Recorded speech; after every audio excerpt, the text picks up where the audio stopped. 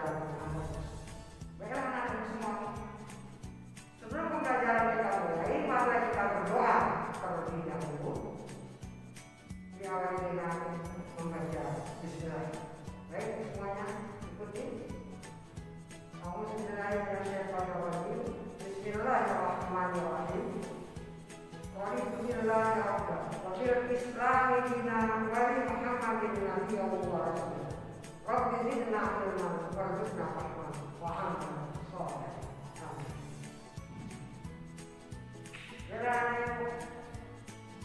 Kita masuk pada materi pembelajaran kita pada hari ini. Nah, sebelumnya materi pembelajaran kita pada hari ini tentang strategi dakwah Islam di Nusantara. Dan materi pembelajaran kita pada hari ini adalah perkembangan dakwah Islam di Nusantara. Tujuan dari pembelajaran, peserta didik mampu memahami dan menganalisis perkembangan dakwah Islam di Nusantara. Nah, kemudian penjelasan dari materi tentang perkembangan dakwah Islam di Nusantara, Ibu akan jelaskan melalui video pembelajaran.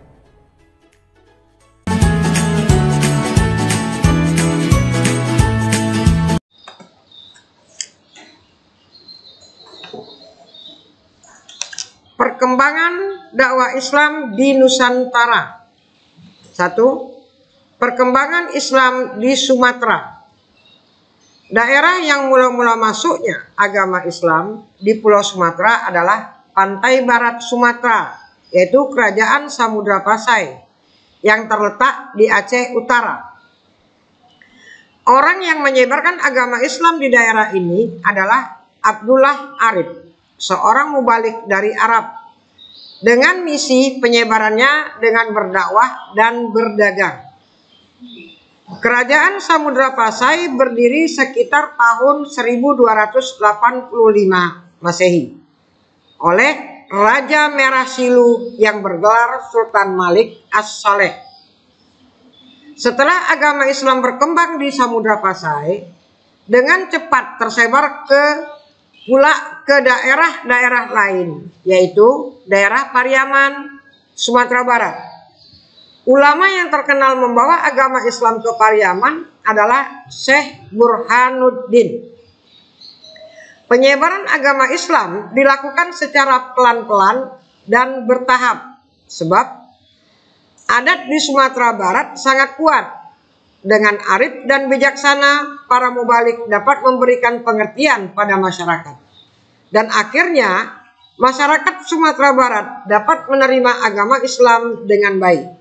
Sebagai bukti bahwa agama Islam diterima masyarakat Sumatera Barat dengan kerelaan dan kesadaran adalah dengan istilah yang mengatakan adat bersandi syarak, syarak bersandi kitabullah. Jadi adat istiadat yang dipegang teguh oleh masyarakat Sumatera Barat itu adalah adat yang bersendikan Islam. Artinya Islam menjadi dasar adat. Sekitar tahun 1440, agama Islam masuk ke Sumatera Selatan. Mubalik yang paling berjasa membawa Islam ke Sumatera Selatan adalah Raden Rahmat atau Sunan Ampel. Arya Damar yang kemudian terkenal dengan nama Aryadillah. 2. Perkembangan Islam di Kalimantan, Maluku, dan Papua. Agama Islam mula-mula masuk di Pulau Kalimantan adalah Kalimantan Selatan. Pembawa agama Islam di Kalimantan Selatan adalah para pedagang-pedagang Arab dan para mubalik dari Pulau Jawa. Daerah lainnya di Kalimantan yang dimasuki Islam adalah Kalimantan Barat, yaitu di daerah Muara Sambas dan Sukadana. Dari dua daerah inilah agama Islam baru tersebar ke seluruh Kalimantan Barat.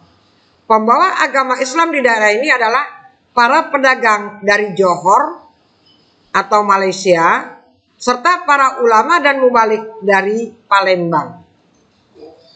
Penyebaran agama Islam di Kalimantan Timur adalah di Kutai, dilakukan oleh Dato Ribandang dan Tuang Tunggang melalui jalur perdagangan. Kemudian sejak abad ke-15, Islam telah masuk dan berkembang di Maluku melalui para pedagang dan ulama. Daerah yang mula-mula dimasuki Islam adalah Ternate, Tidore, Bacan, dan Jailolo. Perkembangan Islam di Papua berjalan agak lambat. Islam masuk ke Irian terutama karena pengaruh raja-raja Maluku. Para pedagang dan ulama, daerah yang mula-mula dimasuki Islam di Papua adalah Misol, Salawati, Pulau Waigeo, dan Pulau Gebi. 3. Perkembangan Islam di Sulawesi. Agama Islam masuk ke Sulawesi pada abad ke-16 yang dibawa oleh Dato Ribandang dari Sumatera Barat. Daerah yang mula-mula dimasuki Islam adalah Goa. Kemudian Raja Goa yang bernama Karaeng Tonigalo masuk Islam. Kemudian Raja Goa berganti nama dengan Sultan Alauddin. Setelah Sultan Alauddin wafat, beliau digantikan oleh putranya bernama Sultan Hasanuddin. Dari Goa, Islam terus berkembang sampai ke daerah Talo dan Bone. 4. Perkembangan Islam di Nusa Tenggara. Agama Islam masuk ke Nusa Tenggara pada tahun 1540, dibawa oleh para mubalik dari Bugis, Sulawesi Selatan, dan dari Jawa. 5. Perkembangan Islam di Pulau Jawa. Agama Islam masuk ke Pulau Jawa kira-kira abad ke-11 Masehi yang dibawa oleh para pedagang Arab. Daerah yang mula-mula dimasuki Islam adalah pesisir utara Jawa Timur. Tokoh yang terkenal berdakwah di Jawa Timur adalah Maulana Malik Ibrahim. Di Jawa Tengah, penyiaran agama Islam berpusat di Demak. Penyebaran Islam di Pulau Jawa dilakukan oleh para wali yang 9 yang dikenal dengan Wali Songo. Sekian dan terima kasih.